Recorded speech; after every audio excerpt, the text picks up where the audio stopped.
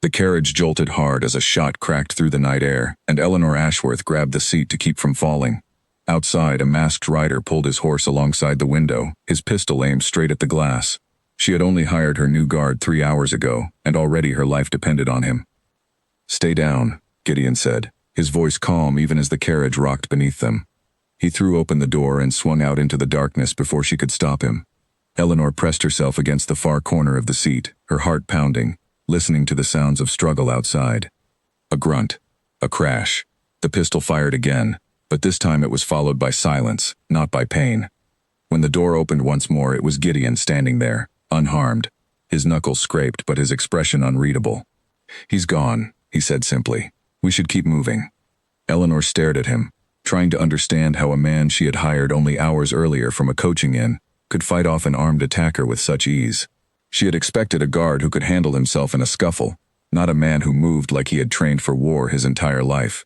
She had not planned to hire anyone at all.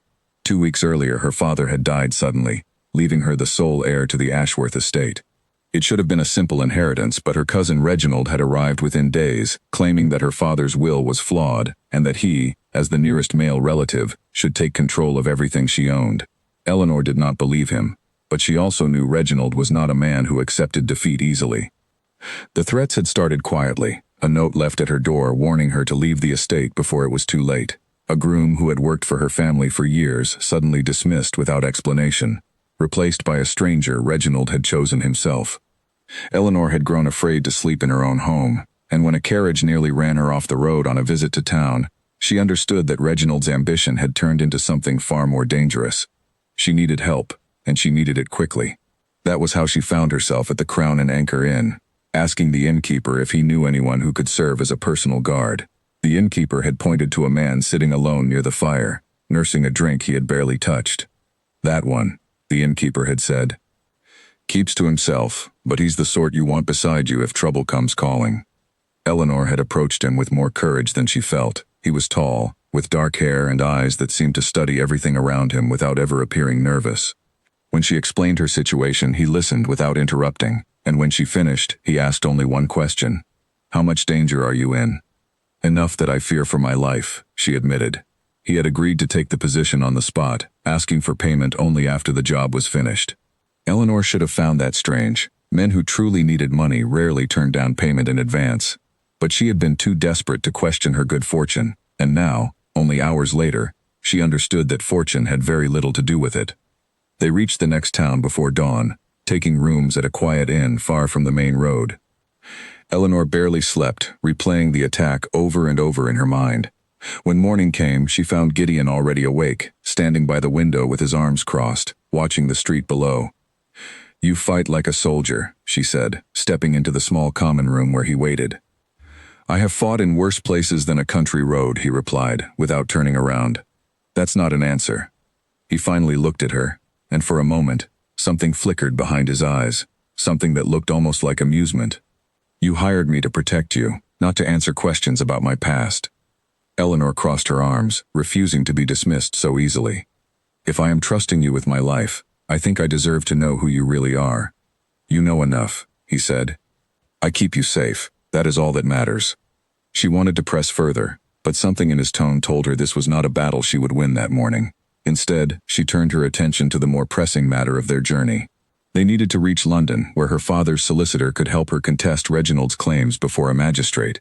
It was a journey of several days, made more dangerous by the fact that Reginald clearly had allies willing to attack a moving carriage in the dead of night. "Whoever attacked us last night," Eleanor said, "he was not simply a highwayman looking for coin. He knew exactly which carriage to stop." Gideon's expression grew serious. "You're right. A common thief would not have used a pistol so quickly, nor would he have fled the moment he lost the advantage. That was someone hired for a purpose." "My cousin," Eleanor said quietly. "Perhaps. But men like that rarely work alone, and they rarely work for free. If your cousin hired him, there is likely more behind this than a simple inheritance dispute." Eleanor frowned. "What do you mean?" "I mean that estates do not usually inspire this level of violence unless there is something valuable hidden within them. Land, certainly, but land alone rarely justifies hired guns on a public road." Gideon's gaze drifted toward the window again, as though he were already thinking several steps ahead. We should be careful about who we trust between here and London. Eleanor studied him, trying to reconcile the calm, careful way he spoke with the violence she had witnessed the night before. He spoke like a man accustomed to strategy, to understanding threats before they fully revealed themselves. It was not the manner of a simple hired guard, and it only deepened the questions she already had about him. They set out again by midday, keeping to smaller roads where fewer travelers would notice them.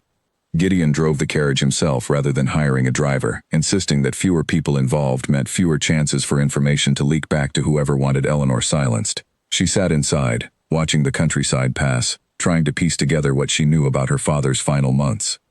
He had grown distant near the end, spending long hours locked in his study with documents she was never permitted to see. At the time, she had assumed it was simply the burden of managing the estate. Now she wondered if he had known something was wrong, if perhaps the danger she now faced had begun long before his death. By late afternoon, the carriage slowed as they approached a narrow bridge crossing a shallow river. Gideon brought the horses to a stop before crossing, studying the road ahead with a stillness that put Eleanor on edge. "What is it?" she asked, leaning toward the window. "Someone has been watching this crossing," he said quietly. "The grass along the bank has been flattened, and recently." Eleanor's pulse quickened. Could it be nothing? A traveler resting, perhaps? Perhaps. He did not sound convinced. "Stay inside, and keep low." He guided the horses across the bridge at a slow, deliberate pace, his eyes scanning the tree line on either side. Nothing happened. No shots rang out. No riders appeared from the shadows. But Eleanor noticed that Gideon did not relax until they were well past the crossing and deep into the next stretch of open road. "You were expecting an attack," she said once they were moving at a normal pace again. "I was expecting the possibility of one," he corrected. "There is a difference. A man who expects nothing is caught unprepared. A man who considers every possibility is rarely surprised." That sounds like something a soldier would say, or perhaps someone trained for far more than simple guard work. Gideon did not respond immediately, and his silence told her more than words might have. Whoever this man truly was, he had lived a life far removed from the quiet role he now claimed to occupy. Eleanor decided, in that moment, that she would find out the truth about him, no matter how carefully he tried to hide it. They stopped for the night at a modest inn several miles further along the road, choosing it specifically because it was unfamiliar to both of them and unlikely to be watched. Gideon insisted on taking the room nearest the stairs, positioning himself between Eleanor and anyone who might try to reach her during the night. As she prepared to retire, Eleanor lingered in the doorway of her room, watching him check the latch on the window one final time. "Thank you," she said, "for last night, for today." He looked up, and for a brief moment, his guarded expression softened. "You hired me to keep you safe. I intend to do exactly that. Even so, not every man would have thrown himself into danger the way you did. Every man who takes this kind of work understands the risks," he said, though something in his voice suggested there was more to his willingness to fight than simple duty. Eleanor wanted to ask again who he truly was, what had shaped him into someone capable of such calm violence, such careful strategy, but exhaustion pulled at her, and she knew the question would keep until morning. As she closed her door and prepared for sleep, she found herself thinking not of Reginald, nor of the estate she stood to lose, but of the quiet stranger standing guard just beyond her wall. Whoever he truly was, she was certain now that he was far more than the simple guard she believed she had hired. And somewhere beneath her fear, a new question had begun to take root, one that had nothing to do with danger at all. Who was Gideon, really? And why did a man capable of such skill choose to spend his nights protecting a stranger on a dangerous road, when he could clearly have chosen an easier life for himself? She did not yet know that the answer would change everything she believed about the man sleeping just beyond her door, and about the danger that had only begun to reveal itself. A loud crash from the stable below tore Eleanor from sleep before dawn, and she was on her feet with her heart racing before she even understood why. She grabbed her shawl and rushed to the window, peering down into the yard where two horses had broken free and were circling wildly near the fence. Gideon was already outside, moving with quiet urgency between the animals, his eyes scanning the shadows beyond the stable rather than the horses themselves. By the time Eleanor made her way downstairs, he had calmed the animals and secured the gate, but his expression carried a tension that told her the noise had not been an accident. "Someone cut the rope," he said, holding up the frayed end for her to see. "A clean cut, not a break. They wanted the horses loose, and they wanted us distracted." "Distracted from what?" Eleanor asked, glancing around the empty yard. "From this." Gideon crouched near the stable wall and pulled a folded piece of paper from a gap in the wooden boards. He unfolded it slowly, his jaw tightening as he read the contents. Eleanor stepped closer, trying to see over his shoulder. What does it say? He hesitated only a moment before handing it to her. The message was short, written in a hand she recognized instantly from documents Reginald had once sent to her father. Leave the estate matter alone, and no further harm will come to you. Continue to resist, and the next warning will not be a warning at all. Eleanor's hands trembled as she read the words a second time. This proves it. Reginald is behind everything. It proves someone wants you to believe that, Gideon said carefully. It could be Reginald. It could also be someone who wants you to blame him while they pursue their own purpose. Why would anyone else want me gone from my own estate? Gideon folded the note and tucked it into his coat. That is exactly what we need to discover before we reach London. If we walk into court believing only what we assume, we may miss the truth entirely. Eleanor wanted to argue, wanted to insist that her cousin's greed explained everything, but something in Gideon's caution gave her pause. He had a way of considering every angle, of refusing to accept the simplest explanation without proof. It was not the manner of a man who had spent his life following orders from wealthier employers. It was the manner of someone who had once given orders himself. They resumed their journey within the hour, moving cautiously along roads that grew increasingly unfamiliar to Eleanor. Gideon chose a longer route, one that avoided the main coaching roads where Reginald's allies were most likely to watch for them. As the carriage rolled through quiet farmland, Eleanor found herself studying him more closely than before, searching for details she might have missed.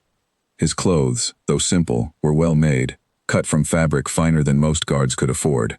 His boots, though scuffed from travel, bore the mark of a quality craftsman. And when he had thrown that note toward her, she had caught a glimpse of a ring on his smallest finger, one he wore beneath a leather glove as though trying to hide it. That ring, she said finally, unable to hold the question any longer. It looks like a signet, the kind a nobleman would wear.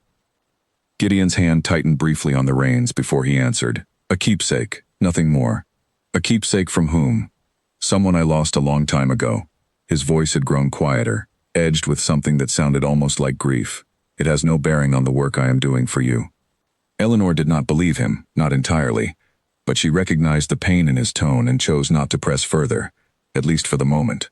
Whatever secrets he carried, they were clearly tangled with sorrow as much as mystery, and she found herself softening toward him despite every reason to remain cautious. They stopped briefly at midday near a small village to purchase supplies and gather what news they could of the roads ahead. While Gideon spoke quietly with a merchant near the market stalls, Eleanor wandered toward a group of travelers resting near the village well, hoping to overhear anything useful about conditions further along their route. What she overheard instead made her blood run cold. They say a duke has gone missing, one traveler said to another, lowering his voice as though the words themselves were dangerous. Ravenswood hasn't been seen at court in weeks.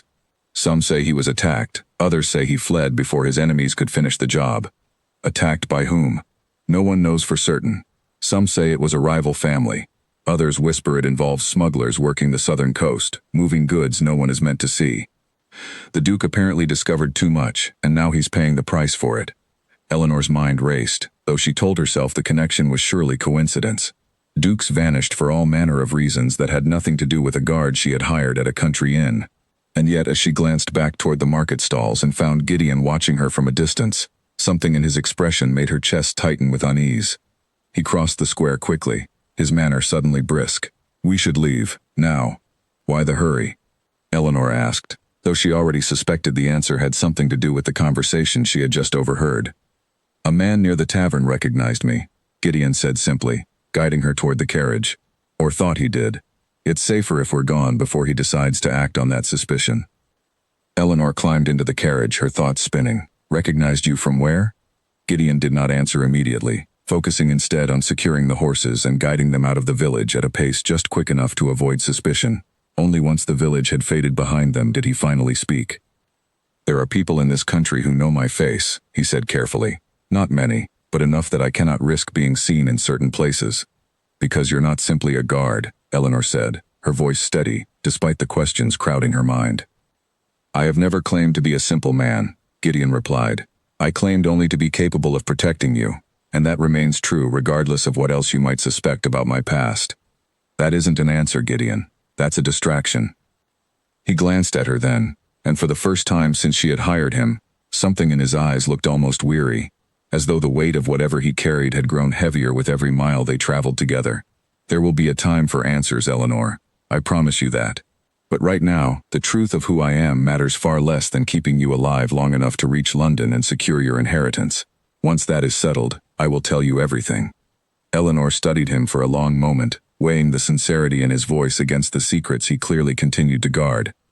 She wanted to trust him completely, wanted to believe that his caution came only from a desire to protect her rather than to deceive her. But the conversation she had overheard in the village lingered in her mind, refusing to fade. A missing duke, enemies at court, smugglers along the southern coast.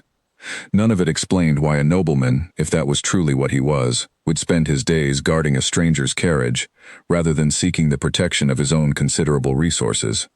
Unless, of course, he had nowhere else left to turn. As the afternoon wore on, Eleanor noticed Gideon growing increasingly watchful, his eyes constantly scanning the road behind them as though expecting pursuit at any moment. When she finally asked if something had changed, he admitted, reluctantly, that the man in the village had likely already sent word ahead to someone. Who? Eleanor asked.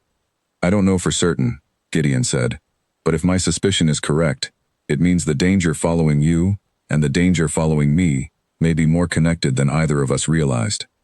The thought unsettled her more than she wanted to admit.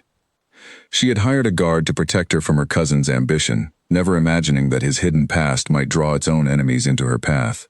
And yet, as frightening as the possibility was, she found herself unable to regret the choice she had made at that inn days earlier.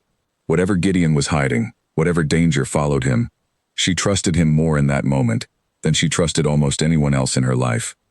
They reached a larger town by evening, one with enough travelers passing through that a carriage and its occupants could disappear into the crowd without drawing attention. Gideon secured rooms under a false name, insisting Eleanor use an alias as well should anyone ask after her identity. That night, as she sat near the small fire in her room, going over the threatening note once more, Eleanor found herself thinking not of Reginald's greed or the estate she stood to lose, but of the quiet, careful man standing guard just beyond her door. A man with a nobleman's ring hidden beneath his glove, a man recognized by strangers in villages far from any court, a man who promised answers, but only once the danger had passed. She did not yet know his name was Gideon Ashcombe Wexford, Duke of Ravenswood. She did not yet know that the smugglers whispered about in the village square were the very reason her own estate had become a target, nor that her father's final months of secrecy had been spent uncovering a conspiracy far larger than a simple inheritance dispute. But she knew, with growing certainty, that the man protecting her carried a truth heavy enough to change everything, and that London, when they finally reached it, would demand answers from them both. The wheel of the carriage struck a hidden rope stretched low across the road, and the entire vehicle lurched sideways before Eleanor even understood what had happened. She was thrown against the door, pain flaring through her shoulder as the horses screamed and reared against their harnesses. Hold on, Gideon shouted from the driver's seat, fighting to keep the panicked animals under control. 3 men emerged from the trees on either side of the road, moving with the practiced coordination of people who had planned this ambush carefully. Eleanor caught a glimpse of one raising a pistol before Gideon leapt down from his seat, placing himself directly between the attackers and the carriage door. What followed happened faster than Eleanor could fully process. Gideon moved with a speed and precision that seemed impossible for a single man against 3 armed opponents. He disarmed the nearest attacker with a movement so quick it looked almost effortless, using the man's own weight to send him crashing into the second attacker. The third fired his pistol, but Gideon had already anticipated the shot, twisting aside so the bullet tore through empty air instead of flesh. Eleanor pressed herself against the far side of the carriage, watching through the small window as Gideon fought with a controlled ferocity that told her everything and nothing at once. This was not the fighting of a man who had learned to defend himself out of necessity. This was the fighting of someone trained extensively, someone who had faced far worse than 3 men on a country road. Within minutes, 2 of the attackers lay unconscious on the ground, and the third had fled into the trees rather than face Gideon a moment longer. Breathing hard but otherwise unharmed, Gideon returned to the carriage and pulled open the door, his eyes immediately searching Eleanor for any sign of injury. "Are you hurt?" he asked, his voice tight with concern. "Only bruised," Eleanor managed, though her hands were shaking as she accepted his help stepping down from the carriage. "Gideon, that was not the fighting of a common guard. That was something else entirely." He did not answer immediately, instead moving to check on the fallen attackers, searching their pockets for anything that might reveal who had sent them. He found a small pouch of coins and a folded map marking their exact route to London, details no random highwayman could possibly have known in advance. They knew precisely where we would be, he said grimly. This was planned, and planned by someone with access to information only a handful of people should have known. Eleanor's mind raced through the possibilities. My solicitor knows our route. As does Reginald, since he has been watching my movements since my father died. Then we need to consider the possibility that your solicitor's office has been compromised whether willingly or not, Gideon said, folding the map and tucking it into his coat. We cannot trust the plan we originally intended to follow into London. What do you suggest instead? Gideon studied the road ahead, then glanced back toward the unconscious men beginning to stir. We need to move quickly, and we need to change our approach entirely. I know someone in London who can help us, someone with resources beyond what a country solicitor could offer. Who? He hesitated, and in that hesitation, Eleanor saw the same careful calculation she had witnessed since the moment she hired him. Someone I trust completely, that will have to be enough for now. They abandoned the damaged carriage shortly after, purchasing horses from a nearby farm instead, moving faster and less predictably than a slow carriage would allow. Eleanor had never ridden long distances before, but fear proved a powerful teacher, and she pushed through the discomfort with a determination that surprised even herself. As they rode, Gideon remained unusually quiet, his attention constantly divided between the road ahead and the surrounding countryside. Eleanor understood that he was watching for further ambush, but she also sensed something else weighing on him, something connected to the map they had found, and the person he claimed he could trust in London.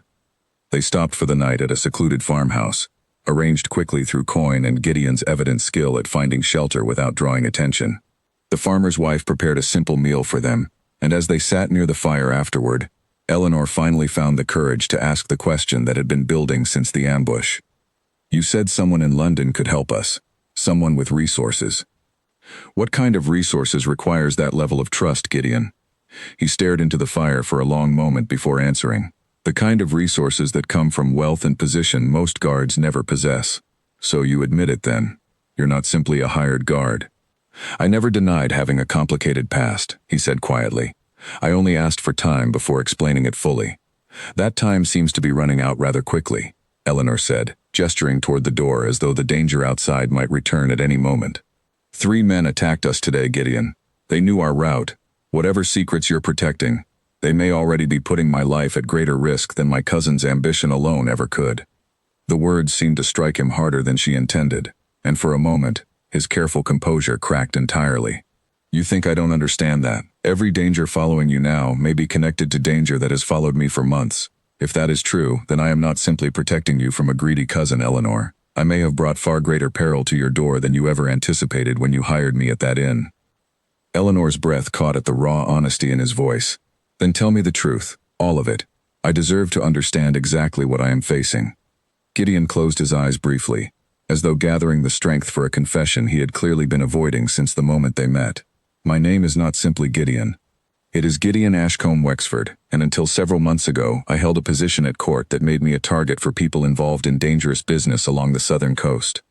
What kind of position? Eleanor asked, though something in his tone already suggested an answer far beyond what she had imagined. One that gave me access to information certain powerful men wished to remain hidden. When I discovered evidence of a smuggling operation moving far more than simple goods across the channel, I made the mistake of pursuing that evidence too openly. My own household was attacked as a result. People I cared for were hurt because of choices I made, and I have spent months since then moving quietly, trying to gather enough proof to expose the men responsible without endangering anyone else I care for. Eleanor sat in stunned silence, processing the weight of his words. And you believe this is connected to what is happening to me? I believe it's possible, Gideon admitted. Your father's final months were spent locked away with documents you never saw. If he uncovered evidence of the same operation I have been investigating, it would explain far more than a simple inheritance dispute. It would explain hired attackers on a public road, and a cousin suddenly desperate enough to risk violence over land that alone would never justify such extreme measures. You think my father discovered the smuggling operation as well, Eleanor said slowly, pieces beginning to align in her mind, and that Reginald may be working with the very people responsible for threatening you. It's a possibility we cannot ignore, Gideon said, which means the danger facing you is not simply about your inheritance. It may be about silencing anyone who threatens to expose a conspiracy far larger than either of us initially believed. The revelation settled over Eleanor like a heavy weight, reshaping everything she thought she understood about her situation. She had believed herself caught in a family dispute over land and title, nothing more. Now she understood that she stood at the center of something far more dangerous, something that had already claimed her father's peace of mind, if not more, and that now threatened her life directly. "Why didn't you tell me this sooner?" she asked, though her voice held more exhaustion than anger. "Because I hoped I was wrong," Gideon admitted. "I hoped the danger following you truly was separate from my own troubles, and that by staying close, I could protect you without ever needing to burden you with my own complicated past. I see now that hope was foolish." Eleanor studied him for a long moment, weighing everything he had revealed against the growing trust she had built for him despite every reason for caution. "What matters now is what we do next. If my father uncovered something that put him in danger, there may be proof hidden somewhere at the estate, proof that could expose both the smugglers and whoever is working alongside them. That is a dangerous path," Gideon warned. "Returning to the estate means walking directly into whatever trap Reginald and his allies have prepared." "Perhaps," Eleanor said, straightening with newfound resolve. "But hiding will not save either of us forever, Gideon. If we are going to survive this, we need proof strong enough to expose everyone involved, not simply evade them indefinitely." Gideon studied her with an expression that mixed admiration with concern. "You have more courage than most people I have known at court, Eleanor. But courage alone will not be enough. We will need allies, resources, and a plan far more careful than simply walking back into danger." "Then help me build that plan," Eleanor said. "You have experience with exactly this kind of conspiracy. Together, we may accomplish what neither of us could manage alone." For the first time since the attack, something like hope flickered across Gideon's tired features.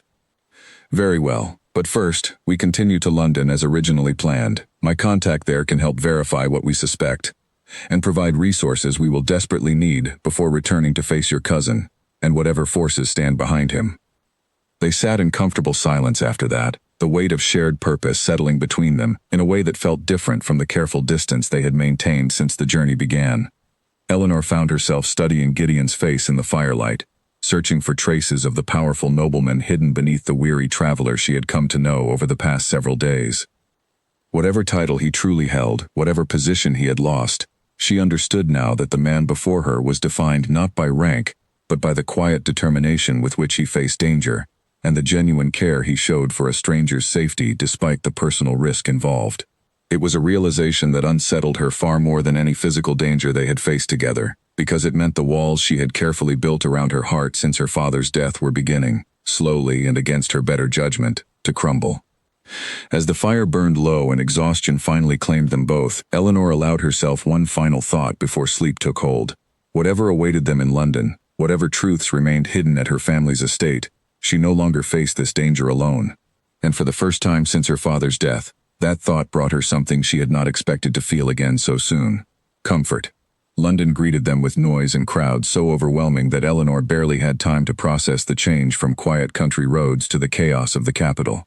Gideon guided her through narrow streets with the confidence of someone who knew the city intimately, avoiding the busier avenues where familiar faces might recognize him.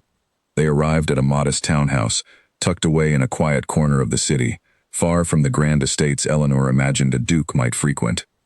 A woman answered the door, her expression shifting from surprise to alarm the moment she recognized Gideon standing on her doorstep. "You should not be here," the woman said quickly, ushering them both inside before anyone on the street could notice. "Do you have any idea what has happened since you disappeared?" "That is precisely why I've come, Margaret," Gideon said, his voice carrying a familiarity that told Eleanor this woman was someone he trusted deeply. "I need your help, and so does she." Margaret studied Eleanor with sharp, assessing eyes before nodding slowly. "Then you had better both come sit down. There is a great deal you need to know, and very little time to waste." Over the following hour, Margaret explained everything she had learned since Gideon's disappearance from court. Rumors had spread that he had fled after discovering evidence against powerful men involved in illegal trade along the southern coast, men with connections reaching into Parliament itself. His absence had been explained publicly as illness, but privately, whispers suggested darker possibilities, including the theory that he had been eliminated entirely by those he threatened to expose. "They believe you're dead in some circles," Margaret said grimly, "which may actually work in your favor now, if you're careful." I need access to the records my family keeps regarding the southern trade routes, Gideon said, and I need to know whether anyone has connected Eleanor's father to the investigation I was pursuing before I disappeared. Margaret's expression grew troubled. There have been whispers, yes. A country gentleman who made inquiries about certain shipping manifests shortly before his unexpected death. I did not think much of it at the time, but given what you're now suggesting, the timing seems far too convenient to ignore. Eleanor's stomach tightened at the confirmation of what she and Gideon had already suspected. Her father truly had uncovered something dangerous, something that likely cost him his life long before Reginald ever arrived to claim her inheritance. There is also the matter of a masquerade ball, Margaret continued, glancing between them carefully. Lord Pemberton is hosting one in 2 days' time, and several of the men involved in the trade dispute will certainly attend. If you wish to gather more information, or perhaps confront your cousin directly, that ball may offer the safest opportunity to do so without drawing immediate suspicion. Eleanor glanced at Gideon, uncertain. You would attend a ball, knowing people there might recognize you. A masquerade offers protection. A normal gathering would not, Gideon said thoughtfully. With proper care, I could move through the crowd without revealing my identity until the moment I choose to do so. The plan solidified over the following 2 days. Margaret helped Eleanor secure an invitation under a borrowed name while Gideon prepared carefully, ensuring his mask and costume would hide his features from anyone who might otherwise recognize him. Eleanor found herself growing increasingly anxious as the night of the ball approached, aware of how much depended on their ability to gather information without exposing themselves to greater danger. The night of the masquerade arrived with a grandeur that momentarily stole Eleanor's breath. Lord Pemberton's townhouse glittered with candlelight, filled with guests in elaborate costumes and masks that transformed the entire gathering into a world of mystery and shifting identities. Gideon remained close beside her throughout the evening, his presence a steady comfort despite the danger surrounding them. Reginald is here, Eleanor whispered, spotting her cousin near the far side of the ballroom, deep in conversation with a man she did not recognize. I see him, Gideon murmured, and the man beside him is Lord Camden, one of the names connected to the trade operation I was investigating before my disappearance. Eleanor watched the exchange carefully, though the distance and noise made it impossible to hear their conversation. Reginald's expression carried none of the polite pleasantness expected at such a gathering. Instead, he looked tense, almost desperate, gesturing sharply as he spoke. They're arguing about something, Eleanor observed. Stay here, Gideon said quietly. I need to get closer, and it will be safer if I approach alone. Before Eleanor could argue, he had already moved into the crowd, weaving between guests with practiced ease, until he stood close enough to Reginald and Lord Camden to overhear their conversation without drawing attention. Eleanor watched anxiously from a distance, her heart pounding as she waited for any sign of trouble. Several minutes passed before Gideon returned, his expression darker than she had seen since the attack on the road. What did you learn? Eleanor asked urgently. Your cousin owes Lord Camden a considerable debt, one connected directly to the smuggling operation, Gideon said quietly. It seems Reginald invested heavily in the enterprise, expecting significant returns. When your father began asking questions about the shipping manifests, threatening to expose the entire operation, Reginald saw an opportunity to solve 2 problems at once. By seizing my inheritance, Eleanor finished, understanding dawning with sickening clarity. He needed the estate's resources to cover his debt to Camden, and eliminating any threat to the operation ensured his investment remained protected. Precisely, Gideon confirmed. Which means your father's death was almost certainly not accidental, and the danger you now face runs far deeper than a simple family dispute over inheritance. Before Eleanor could respond, a voice behind them made her blood run cold. Gideon Wexford. I wondered if the rumors of your death had been greatly exaggerated. They turned to find a distinguished older man watching them with an expression of calculated interest, his mask pushed slightly aside to reveal features Eleanor did not recognize but that clearly meant something significant to Gideon. Lord Ashford, Gideon said carefully, his posture shifting into something more guarded. I wasn't aware you would be attending tonight. Nor was I aware you had survived your disappearance, Lord Ashford replied smoothly. Though I confess I am curious what business brings the missing Duke of Ravenswood to a masquerade in the company of a young woman I do not recognize. Eleanor's breath caught at the confirmation of the title she had suspected but never heard spoken aloud. Duke of Ravenswood, the missing nobleman whispered about in country villages, the man rumored dead by those who wished to see his investigation buried permanently. My business is my own, Gideon said firmly. as I trust you understand the wisdom of discretion regarding my continued survival." Lord Ashford's expression remained pleasant, though something calculating flickered behind his eyes. "Of course. Discretion works both ways, does it not, Your Grace? I imagine there are those who would pay handsomely to know you remain alive, particularly given the sensitive nature of your previous investigations." The implied threat hung heavy in the air between them. Gideon's jaw tightened, but his voice remained steady. "I would think carefully before making an enemy of me, Lord Ashford. My return from apparent death suggests I am rather more difficult to eliminate than some might hope." Something shifted in Lord Ashford's expression, a flicker of genuine concern beneath his calculated composure. Eleanor sensed that whatever authority Gideon's title carried, even hidden behind a mask, it remained significant enough to give even powerful men pause. "I have no interest in becoming your enemy, Your Grace," Lord Ashford said finally, his tone shifting toward something more conciliatory. "But I would advise caution regarding tonight's company. Not everyone here shares my discretion." With that warning, he melted back into the crowd, leaving Eleanor and Gideon standing in tense silence. "We need to leave," Gideon said quietly. "Now, before word spreads further that I am alive." They made their way toward the exit as quickly as possible without drawing undue attention, but as they reached the edge of the ballroom, Eleanor caught sight of Reginald watching them from across the room, his expression shifting from confusion to dawning recognition as he studied Gideon's retreating figure. "He recognizes you," Eleanor whispered urgently. "Then we truly have no more time to waste," Gideon said, guiding her quickly through the front doors and into the waiting darkness of the London streets. As their carriage pulled away from Lord Pemberton's townhouse, Eleanor turned to face Gideon directly, the weight of everything she had witnessed finally settling upon her. "You truly are the Duke of Ravenswood," she said, though it was less a question than a confirmation of what she had suspected for days. "Yes," Gideon admitted, meeting her gaze steadily despite the exhaustion evident in his features. "I should have told you sooner, Eleanor. I'm sorry for the deception, however necessary I believed it to be." Eleanor studied him for a long moment, processing not just the revelation itself, but everything it meant for the danger now surrounding them both.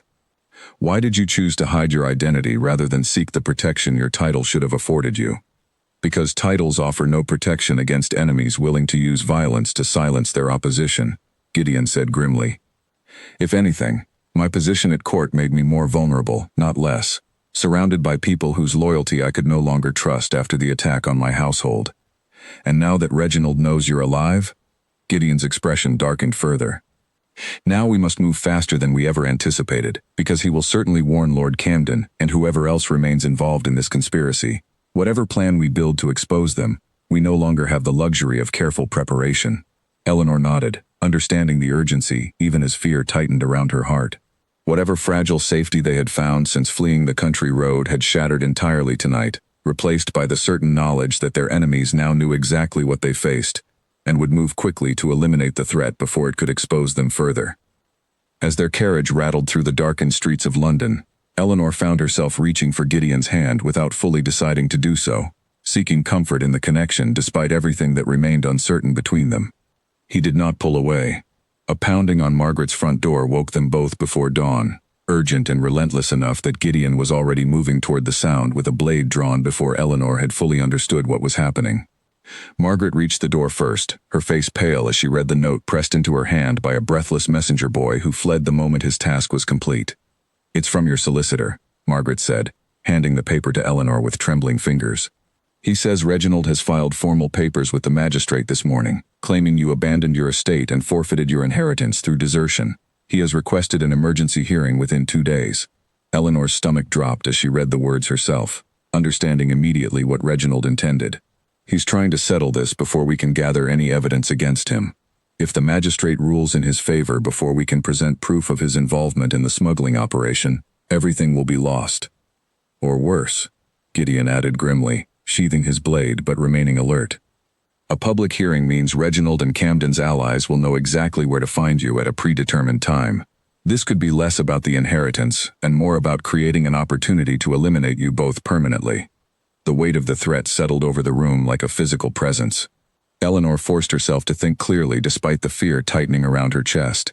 "Then we need proof strong enough to expose them before that hearing, proof that removes any advantage a public confrontation might offer them."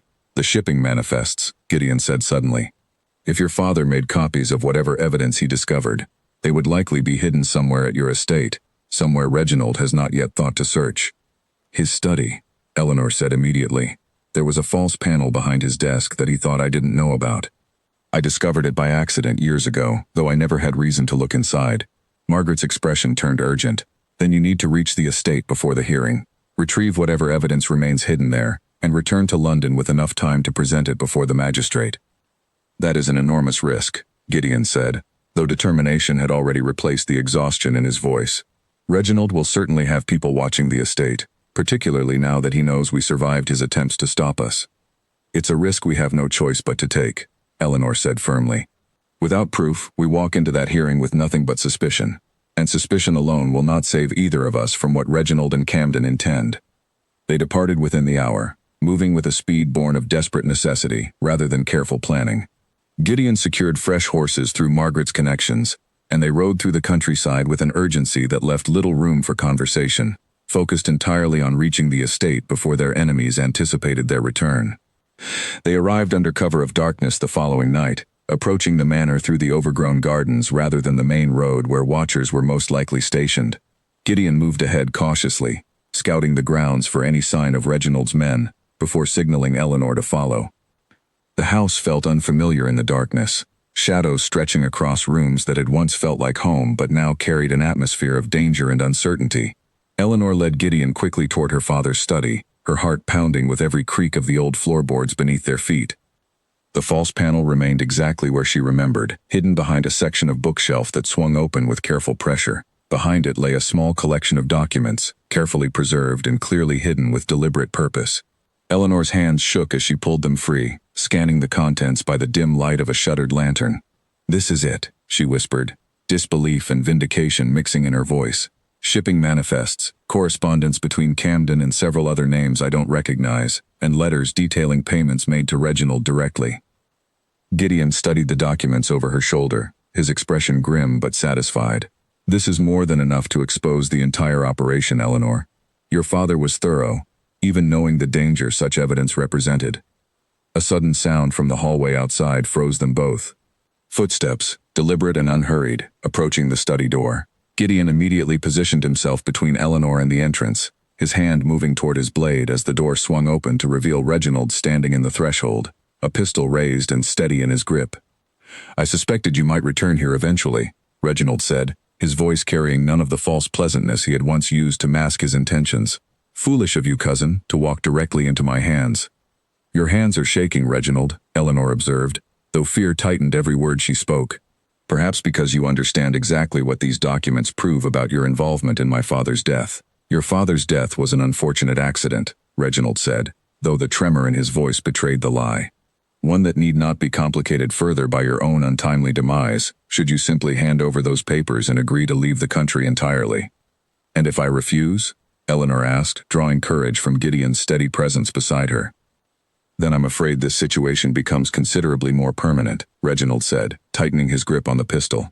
Gideon shifted subtly, positioning himself to shield Eleanor while keeping his attention fixed on Reginald's weapon. "You would murder your own cousin in her family home, Reginald?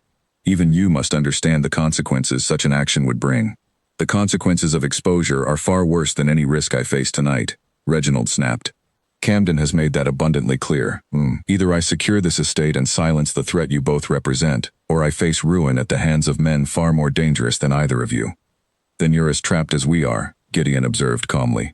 "A man forced into violence by fear rather than genuine conviction. That makes you unpredictable, Reginald, but it does not make you invincible." The tension in the room stretched unbearably as Reginald's finger tightened against the trigger. Eleanor held her breath, certain the moment had finally arrived when all their careful planning would collapse into violence they could not control. But before Reginald could act, a new voice cut through the darkness from the hallway behind him. "Drop the weapon, Reginald. It's over." Margaret stepped into view, flanked by two armed men, Eleanor recognized as members of the local magistrate's household guard. Behind them, a third figure emerged, one whose presence made Reginald's face drain of all remaining color. "Lord Ashford," Reginald stammered, lowering his pistol slightly in stunned surprise. "I decided your cousin's warning at the masquerade deserved further investigation," Lord Ashford said, stepping fully into the room with an authority that filled the space despite his measured tone. "It seems my instincts were correct. Camden and his associates have been under quiet investigation by the Crown for several months now, Reginald. Your involvement, unfortunately for you, has just become considerably clearer. Reginald's composure shattered entirely, the pistol slipping from suddenly trembling fingers as the full weight of his situation crashed down upon him. I never wanted any of this. Camden threatened my own ruin if I refused to cooperate. I had no choice. There is always a choice, Reginald, Eleanor said quietly, though sympathy mixed uneasily with her lingering anger. You simply chose poorly, and now you must face the consequences of that choice. The magistrate's men moved forward to restrain Reginald, while Lord Ashford turned his attention toward Gideon and Eleanor, with an expression that had shifted entirely from the calculating figure they had encountered at the masquerade. Your Grace, he said formally, I believe an explanation is owed, though perhaps this is not the appropriate moment. Suffice to say, your survival tonight, and the evidence you now hold, will prove instrumental in finally bringing Camden's entire operation to justice. Gideon nodded, though exhaustion had clearly begun to overtake the adrenaline that had carried him through the confrontation. Thank you, Lord Ashford. Your timing tonight was rather more fortunate than I had any right to expect. Consider it a debt repaid for past discretion, Lord Ashford said with a faint smile, before turning to oversee Reginald's arrest. As the chaos of the arrest unfolded around them, Eleanor finally allowed herself to breathe fully for the first time in days, the weight of fear and uncertainty beginning to lift as the reality of their survival settled over her. She turned to Gideon, finding him watching her with an expression she had not seen before, something softer beneath the exhaustion and relief. We did it, she said quietly, still holding tightly to the documents that had nearly cost them everything. You did it, Gideon corrected gently. Your courage, your father's careful preparation, your refusal to simply accept the danger without fighting back. I merely helped where I could. You did considerably more than that, Eleanor said, stepping closer despite the exhaustion weighing on them both. You risked everything to protect a stranger, even after learning how deeply my troubles were tangled with your own. You stopped being a stranger long before tonight, Eleanor, Gideon admitted quietly. Somewhere between that first attack on the road and this moment, you became someone I could not imagine simply walking away from, regardless of what happens next. The confession hung between them, heavy with meaning neither had dared to voice fully until now. Eleanor felt her heart quicken, not from fear this time but from something entirely different, something that had been building steadily since the moment she first hired a quiet stranger at a country inn who turned out to be so much more than he appeared. Outside, the sound of Reginald being led away echoed through the halls of her family estate, a chapter of danger and uncertainty finally closing. But as Eleanor met Gideon's steady gaze in the dim lantern light, she understood that whatever came next, whatever challenges remained before them, she no longer faced any of it alone. The magistrate's chamber fell into stunned silence the moment Gideon removed his hat and stepped fully into the light, his identity no longer hidden behind a masquerade mask or a false name. Whispers rippled through the gathered crowd as recognition spread from person to person, the missing Duke of Ravenswood standing very much alive before them all. This hearing was called to determine the fate of Miss Eleanor Ashworth's inheritance, the magistrate said, his voice carrying a note of confusion as he studied the unexpected arrival. I was not informed that His Grace would be joining these proceedings. My presence is directly relevant to the matter at hand, Gideon said firmly, stepping forward with the documents Eleanor had risked everything to retrieve. What began as a simple inheritance dispute has revealed itself to be something far more serious, a conspiracy involving illegal trade, corruption, and the murder of Eleanor Ashworth's father. Gasps spread through the chamber as Gideon laid the evidence before the magistrate, methodically walking through each document, each connection between Reginald, Lord Camden, and the wider network of corruption that had cost Eleanor's father his life. Eleanor stood beside him, adding testimony where needed, her voice steady despite the weight of everyone's attention. These shipping manifests prove that goods far more dangerous than simple trade merchandise were moving through routes controlled by Lord Camden, Gideon continued, holding up the relevant papers for the magistrate's inspection. Eleanor's father discovered this operation and began asking questions that threatened to expose everyone involved. His death, ruled accidental at the time, now appears to have been anything but. Lord Camden, seated near the front of the chamber, rose abruptly, his face flushed with anger and fear in equal measure. This is preposterous. I have no knowledge of any such conspiracy, and these documents prove nothing beyond a desperate attempt to salvage a failing inheritance claim. Then perhaps you can explain the correspondence bearing your seal, Gideon said calmly, producing a final letter that silenced Camden's protests entirely. correspondence detailing payments made to Reginald Ashworth in exchange for his cooperation in silencing his own cousin's father. But the chamber erupted into murmurs as the magistrate examined the letter carefully, his expression growing increasingly grave. Lord Ashford, seated near the back of the room, rose to address the gathering directly. "I can confirm the authenticity of these documents," he said, his voice carrying the weight of Crown authority. "The investigation into Lord Camden's activities has been ongoing for several months, conducted quietly to avoid alerting those involved. His Grace's evidence, combined with what the Crown has already gathered, provides more than sufficient grounds for immediate arrest." Camden's composure shattered entirely as guards moved to restrain him, his protests fading into desperate silence as the reality of his situation became undeniable. Reginald, already in custody following his confession the previous night, would face similar justice, his cooperation with Camden's operation now fully exposed before the court. The magistrate turned his attention back to Eleanor, his expression softening considerably. "Miss Ashworth, given the evidence presented today, this court finds no merit whatsoever in the claims against your inheritance. Your father's estate and all rights associated with it remain fully and rightfully yours, free from any further contest." Relief flooded through Eleanor so completely that her knees nearly buckled beneath her, months of fear and uncertainty finally lifting in a single moment of vindication.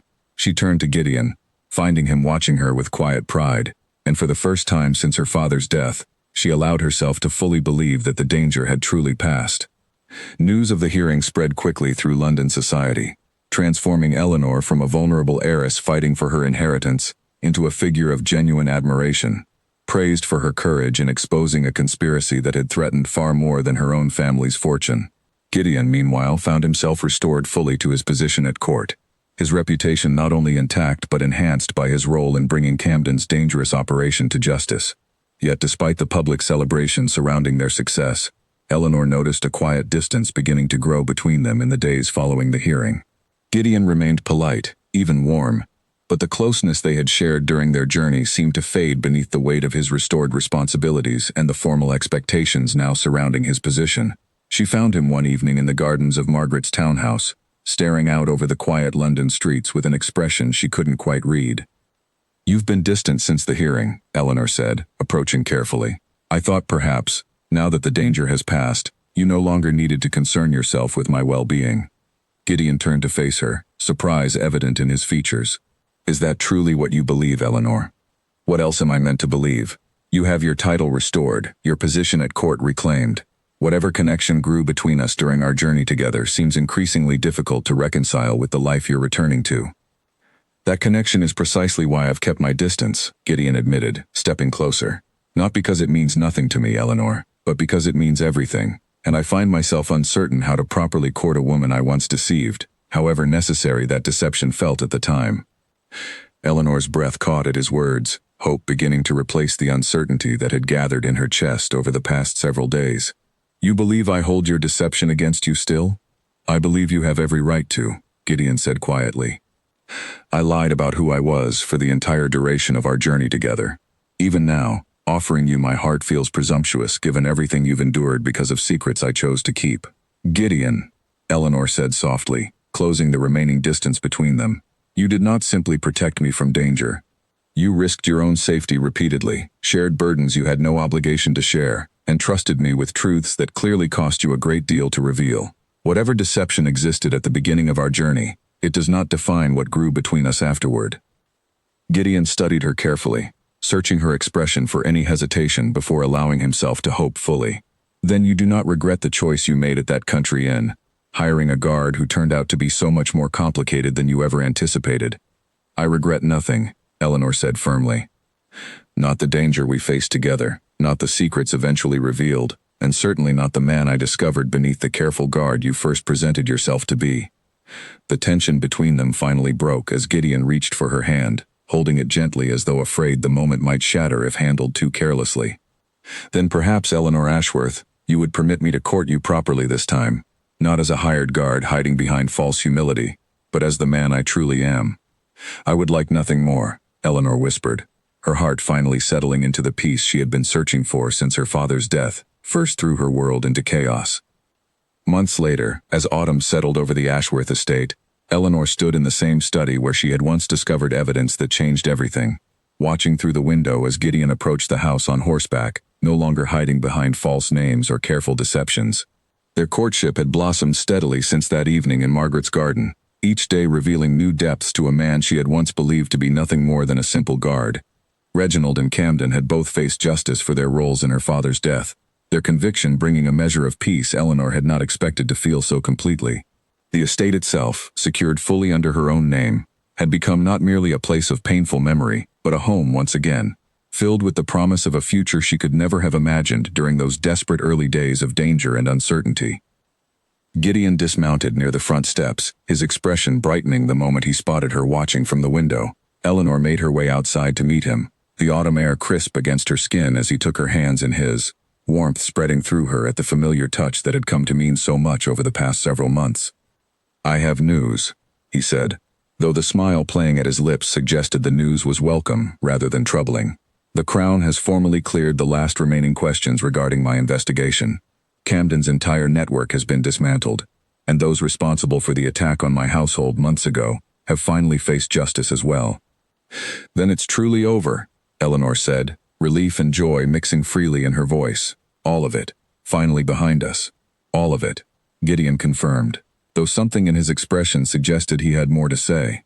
He reached into his coat and withdrew a small box, kneeling before her with a tenderness that stole the breath from her lungs entirely. "Eleanor Ashworth, you hired a guard to protect your life, never imagining he might instead become the keeper of your heart. I can offer you no greater guard now than my devotion, no greater promise than my commitment to stand beside you, not as duty demands, but as love compels. Will you do me the honor of becoming my wife?" Tears blurred Eleanor's vision as she nodded, unable to find words sufficient for the joy overwhelming her. "Yes, Gideon, 1,000 times yes." As he rose to embrace her, the autumn sun breaking warmly through the clouds above the estate that had once represented nothing but danger and uncertainty, Eleanor understood that every frightening moment of their journey together had led them precisely here, to a love built not on titles or circumstance, but on trust, earned through genuine courage and unwavering loyalty. She had believed on that first desperate night that she had simply hired a guard capable of protecting her from immediate danger. She could never have imagined that the quiet stranger from the country inn would become the powerful duke who protected not only her life, but her heart, transforming the darkest chapter of her existence into the beginning of a future brighter than she had ever dared to hope for again. Word of the engagement spread through London society faster than either of them anticipated, carried by whispered conversations at social gatherings, until it reached every corner of the city within days. Eleanor found herself the subject of curious attention wherever she went, though she noticed the nature of that attention had shifted considerably from the wary suspicion surrounding her during the inheritance dispute. Now people regarded her with something closer to fascination, eager to hear firsthand the story of how a country heiress had captured the heart of a duke believed lost to danger and conspiracy. Margaret hosted a small gathering shortly after the announcement, insisting that Eleanor deserved a proper celebration after everything she had endured. Eleanor arrived to find the townhouse filled with warm candlelight and familiar faces, including Lord Ashford, whose presence had become an unexpected comfort in the months since the hearing that finally exposed Camden's operation.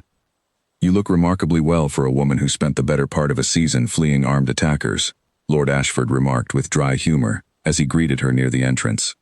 "I had excellent protection," Eleanor replied, glancing toward Gideon, who stood nearby in quiet conversation with Margaret's husband. "So I've observed," Lord Ashford said, his expression turning more sincere. "I confess, when I first encountered the two of you at that masquerade, I could not have predicted this particular outcome. Gideon has changed considerably since his disappearance, and I believe you deserve credit for that transformation." Eleanor considered his words carefully. "I think he simply remembered who he was beneath the fear and caution that circumstance forced upon him." "Perhaps," Lord Ashford agreed. "Regardless, the court is fortunate to have him restored to his proper place, and I suspect you will find yourself equally valued once London society fully recognizes the courage that carried you both through such danger." As the evening progressed, Eleanor found herself reflecting on how dramatically her circumstances had changed since that desperate night at the coaching inn. She had approached Gideon then as a frightened woman with nowhere else to turn, uncertain whether hiring a stranger represented wisdom or foolishness. Now, months later, she understood that instinct had led her toward the one person capable of not only protecting her life, but understanding the deeper conspiracy threatening everything she held dear. Later that evening, as guests began departing and the townhouse grew quieter, Gideon found her standing near the garden doors, watching the last light fade from the autumn sky. "You seem thoughtful," he observed, moving to stand beside her. "I was remembering the inn where we first met," Eleanor admitted. "How frightened I was, how uncertain about trusting a stranger with my safety. It seems impossible now that I could have doubted you, even briefly." "Your doubt was reasonable," Gideon said gently. "I gave you every reason for caution, hiding my identity and my purpose behind careful deception. Whatever trust eventually grew between us, it developed despite my choices, not because of them." "I disagree," Eleanor said, turning to face him fully. "Your caution protected me as much as your skill with a blade ever did. Had you revealed your identity too quickly, we might never have survived long enough to uncover the truth about Camden and Reginald's involvement in my father's death. Your instincts, even when they required difficult silences, ultimately served us both well." Gideon studied her with the same careful attention she remembered from their earliest conversations, though the wariness that once colored his expression had long since softened into something warmer, more open. "You have a remarkable capacity for finding grace in circumstances that might reasonably provoke resentment instead. I learned that grace from watching my father navigate difficult decisions throughout his life," Eleanor said quietly. "He believed that understanding someone's reasons mattered more than judging their actions in isolation. I think he would have approved of you, Gideon, once he understood everything you risked to protect what mattered most." The mention of her father brought a moment of quiet reflection between them, the weight of everything lost still present even amid their happiness. Gideon reached for her hand, holding it gently as they stood together in the fading evening light. "I wish I could have met him," Gideon said softly. "From everything you've shared, he sounds like a man whose courage matched his wisdom." "He would have liked that you finished what he started," Eleanor said, her voice thick with emotion. "Exposing Camden's operation, ensuring Reginald faced justice for his role in everything that happened. My father spent his final months alone with that burden, believing he had no one he could trust with the full truth. I think it comforts him, wherever he is now, to know that burden finally found resolution." They stood together in comfortable silence for a long moment, the garden around them settling into the quiet stillness of approaching evening. Eleanor felt a profound sense of peace settle over her, different from the relief she had experienced at the hearing, deeper and more lasting than simple vindication. "There is something else I wanted to discuss with you," Gideon said eventually, his tone shifting toward something more deliberate. "Regarding the estate, and how we might manage both properties once we're married." Eleanor glanced at him curiously. "I hadn't considered the practical details yet, beyond simply being grateful the danger has passed." "I have given it considerable thought," Gideon admitted. "Your father's estate holds significant meaning for you, memories and history that deserve preservation rather than abandonment. I would not ask you to leave it behind entirely, even as Duchess. What are you suggesting?" "That we maintain both properties, dividing our time between London society and the quiet countryside that clearly holds such importance for you," Gideon said. "I have spent enough years navigating the demands of court to understand the value of occasional retreat from its constant scrutiny. Your family's estate could offer exactly that, a place where we might build our own history alongside the memories already present there." Eleanor felt her heart swell at his thoughtfulness, the careful consideration he had clearly given to ensuring her happiness extended beyond simple safety into genuine partnership. "I would like that very much, Gideon, more than I can properly express." "Then it's settled," he said, smiling in a way that still occasionally caught her breath, even after months of growing familiarity with his affection. "We shall have the best of both worlds, London when duty requires it, and the countryside whenever we simply wish to remember why we fell in love in the first place." As winter approached and preparations for their wedding began in earnest, Eleanor found herself increasingly grateful for the unlikely series of events that had brought her to this moment. The fear and danger that once defined her days had transformed gradually into a life filled with genuine partnership, built on foundations far stronger than most marriages arranged through simple convenience or social expectation. She often thought back to that first desperate decision at the coaching inn, hiring a stranger whose calm demeanor had offered the only glimmer of hope in an otherwise terrifying situation. She could never have imagined then that instinct would lead her not simply toward protection, but toward a partnership that would reshape her entire understanding of courage, trust, and the unexpected forms love could take when two people faced impossible danger together and emerged, against every reasonable expectation, not merely surviving, but truly finding each other. The wedding took place the following spring, held not in the grand cathedrals of London society, but in the quiet chapel near her family's estate, surrounded by the countryside that had witnessed both the beginning of their danger and the beginning of their love.